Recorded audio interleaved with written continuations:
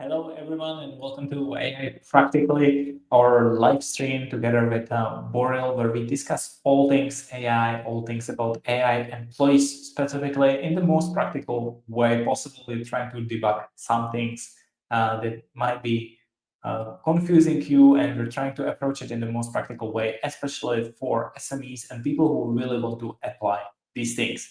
Today, we'll be discussing a funny topic. We'll be looking at how to pick the right AI tools, how to really select the right AI tool from all the hundreds of tools which are available today. And we'll be looking at the methodology Boreal is using to pick the right tool for the use cases he's solving for his clients.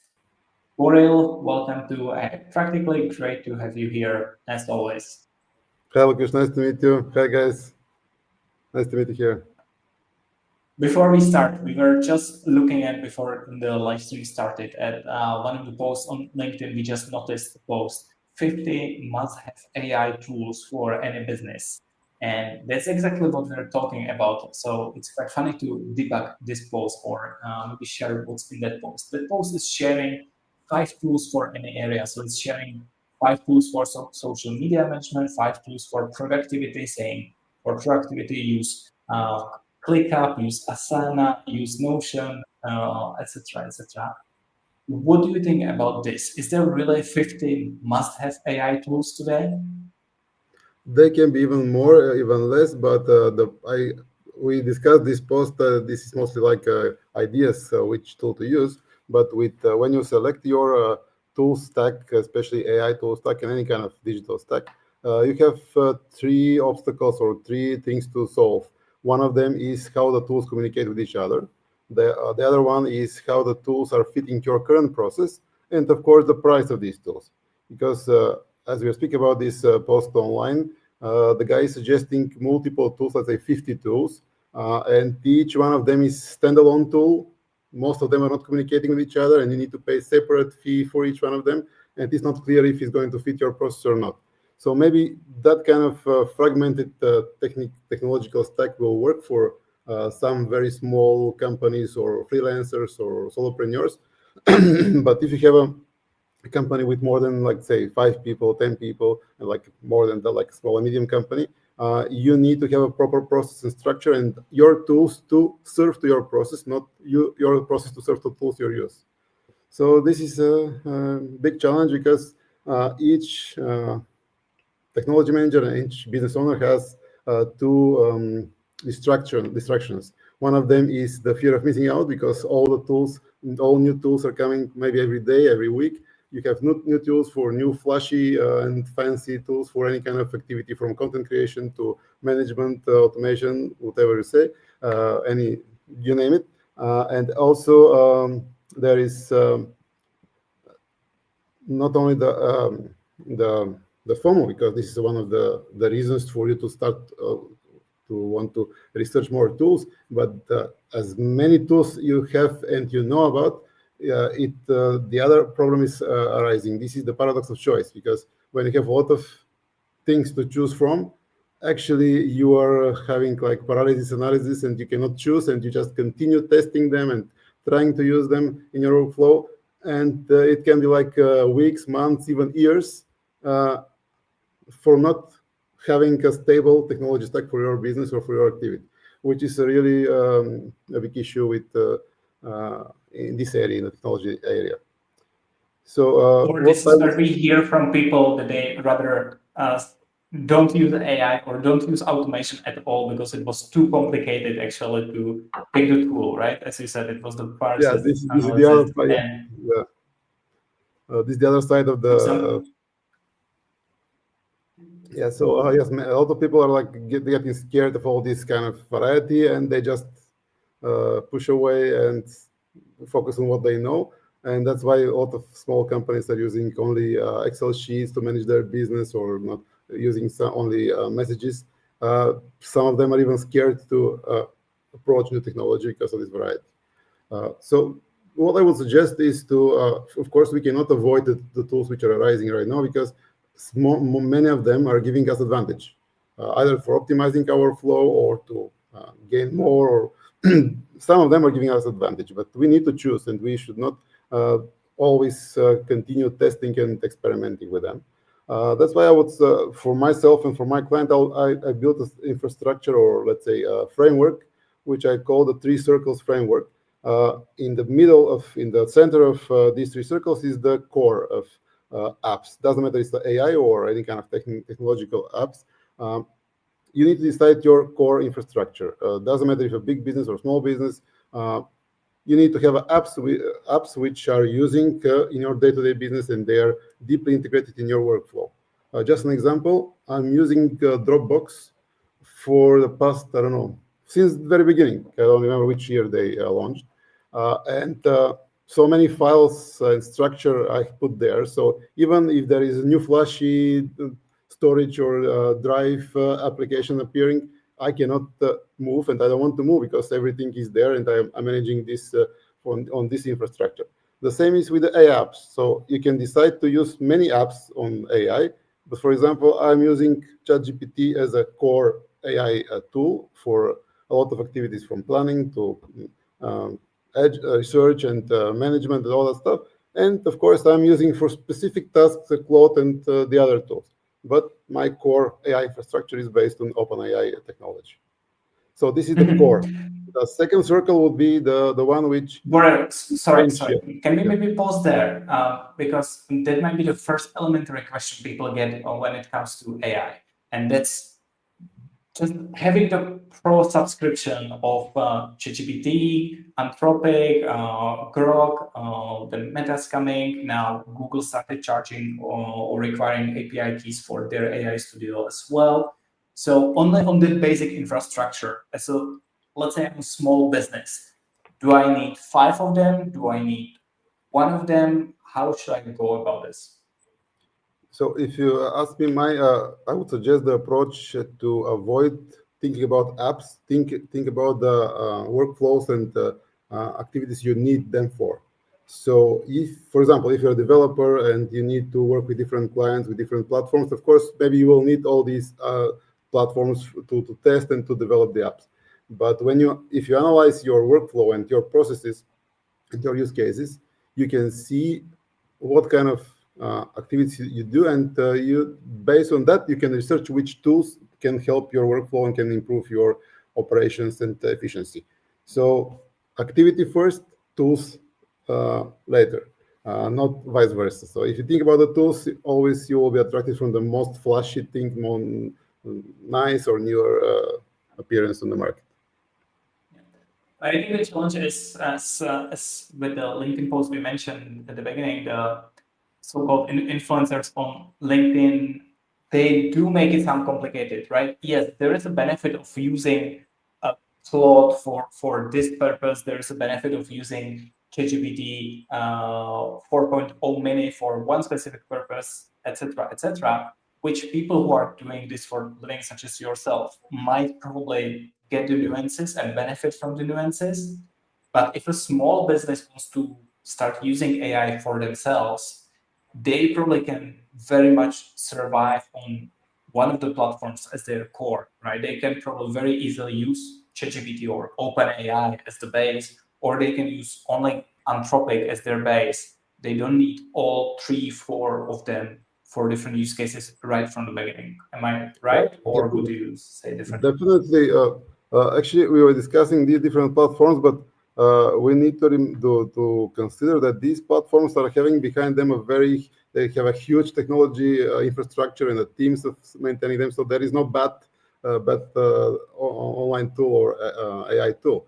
But in terms of let's say versatility, maybe ChatGPT is the most versatile of all, because it allows you to create images, to create content, to manage a lot of stuff, to have a lot of connectivity. You can use their Atlas browser to do agent tasks. Anthropic and Google, Grok, and the others, they also very versatile, but most of them are specializing in 1 or 2 areas. So if you are a small company and having you need to AI solution for your business, I would suggest to use OpenAI solution because they're more versatile, universal, and Claude, for example, you can use for copywriting and coding, but it is not very good in creating images, for example. And Google Gemini is very good in interpreting and managing media, so you can read and watch videos with it, and you can analyze and generate it. So it depends on the activity. That's why, as I said, your activity first and the technology stack later, the second. Perfect. So let's try to apply it. And I know you've written the whole article, which we can share in a comment here as well. But I want to go through one use case of when I want to really select an AI tool for something, and I would like to hear about your methodology, how you would apply in this use case. So let's say I'm a sales manager in a smaller or medium-sized company, maybe 50 to 100 employees. I have 5, 6, 7, 8 people in a sales team, and we want to pick an AI tool to help us with qualification of the leads, right? I'm getting LinkedIn messages every week with a new AI tool. If I do my research, I will find like 15 of them who are doing the same thing. So how should I go about it? And should I consider building something on my own, maybe with N8N and on my own infrastructure? What's the decision process usually apply in such a case? So I would suggest to have a measurable and structured decision process. First thing to mention is that if you're a company like you're saying from several hundred employees, you should have a strategy for your technology development and technology building for your stack. So there should not be surprises, and you can experiment with different tools, but you should know your areas. But in general, if you want to pick from several tools for one area of application, let's say for lead generation or for lead scoring, you can follow a simple weight scoring methodology, which is basically having several steps. First one is to see your use case. For example, this is the lead scoring, and you have like 3 options for the software which can do the same thing. So the second important step after understanding what is your use case is to define the criteria which is important for you. Example for such criteria will be what could be the impact of this software to your business, how much time you save on weekly and monthly basis, how much cost you save, is it feasible to be applied soon, is it important for you to be applied soon, is it fitting your strategy or your technology stack plan and roadmap in the future. These are just 5 criteria. Maybe you have different criteria. Maybe you would like to save money, or you would like to have more big impact or big access to a database of leads. So you need to first set your criteria and give them some weight, like percentages, from 0 to 100% weight, and the total will be 100%. So if you have 5 criteria, you can give each one of them the specific weight. Let's say 30%, 25%, 20%, 15%, depending on how important this criteria is for you to choose the tool. And then it's basic. This is math. You need to score your activities. You make a list of all the apps. Actually, you first start with these apps, which are a list of options you have in front of you. You list all of them and score them for each of the criteria. Multiply each criteria by its weight score coefficient, and then you get the score for each of the apps or the tools within this activity. And based on that, you can decide that the app with the highest score is matching your criteria in the best way. This is one approach when you have multiple apps to choose from. When you still need to decide which activity to automate or to power up with apps, you can apply the same strategy, but for the activities, for use cases. For example, you have lead generation, you have lead scoring, or lead follow-up. So these 3 activities, they have different impact for your business. You can still define criteria for them, and you can see which one is the top activity which you want to power up with tools. Because in some cases, you don't have enough budget to buy all the tools you need. So you need to choose. You need to choose the one area when you put effort and invest the money, and you get maximum return on investment. So with this methodology, you can assess the tools or the activities to power up with tools. Yeah. And the question of whether I should look for tools that already exist. So should I look for SaaS or should I look for someone who can help me build something more customizable, maybe connecting my tools together with that new tool, something like that. How should I go about the decision? So one approach will be just to see how we're working now, right now, and which is fitting your process in general. Because if you are using mostly SaaS and you don't have any internal infrastructure, maybe it's good to have a SaaS solution. But from my experience over the years, I can see that the maturity of the business and the growth of the business defines what kind of tools you want to use.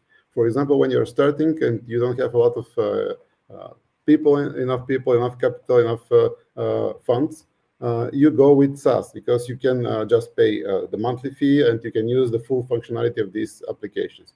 But when the business grows, usually you would like to keep all the infrastructure and information and process within your company organization and structure. So in my observation, maybe 99% of the companies which I have been working with, when they grow, they tend to develop solutions for themselves internally, so they keep them in one consistent infrastructure within the organization. So in this case, what I would say, if you're starting now or a small company, you can go with SaaS solutions. If you want to build a stable infrastructure and which lasts and is like consistent, it's better to build in-house. But in many cases, most of the cases, building in-house is more expensive than than going SaaS. So that's why when you start, you go SaaS. It also depends on the criteria I mentioned, right? And especially whether those SaaS tools, if they talk to the existing infrastructure, to the existing tools on the client side, because that's usually the blocker. It's very hard for the SaaS tools to talk to all existing tech stack. So depending on what CRM you're using today, what are your communication tools? How do you communicate with your clients? How do you communicate with your leads, etc. Based on that, you can decide whether there's affordable SaaS solution or if by definition of the stack you're using, it's easier for you to build something in between.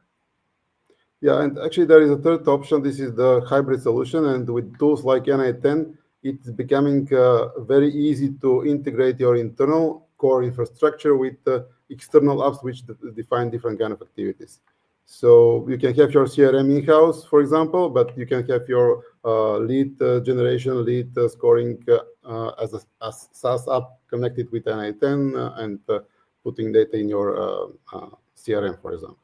So this is the hybrid one is the middle step between the SaaS and the fully internal infrastructure.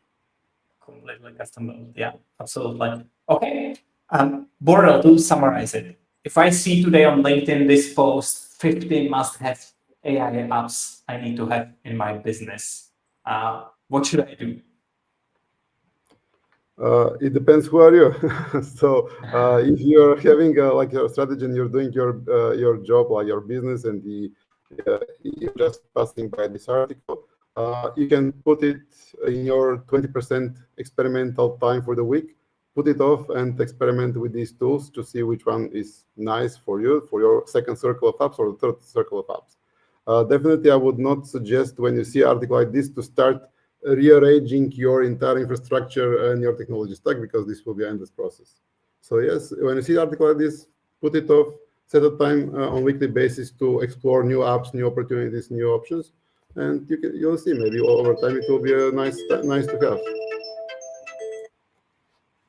Yeah, there are definitely not 15 must-have AI apps for any business. That's what I would say. And as Boris said, that list can be a great source of inspiration if you have time to experiment. If you want to explore tools maybe you were not aware of, that might be a good list to start with. But the wording of must-have AI apps, I don't think for any business there's this number of apps one business would need to use. Also, you need to consider the overall variety of apps, because there is a website which is dedicated only on marketing apps, not on all of them, only marketing apps.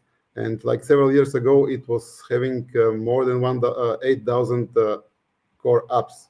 So this is only marketing. If you put like all other areas of the business, there can be tens of thousands of apps and you cannot even experiment, even you cannot know all of them by name. What about experimenting with them?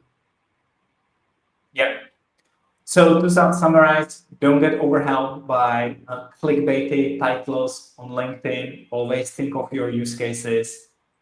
Think of the prioritization, what's important for your business, and then apply the scoring Boreal mentioned. And I shared the link to his article, or you will find it on his LinkedIn profile, where you will find, again, summarized methodology of scoring, how you can evaluate the tools you need today to not really need to try all 50 or hundreds of them. Definitely. Yeah. All right, Boreal, thank you very much. Thank you so It was much. great summary. Hopefully we help someone to get started in a more reasonable Hopefully. way, and we'll see you next week for another conversation. See you next week. Thank you. You guys. Have a nice day.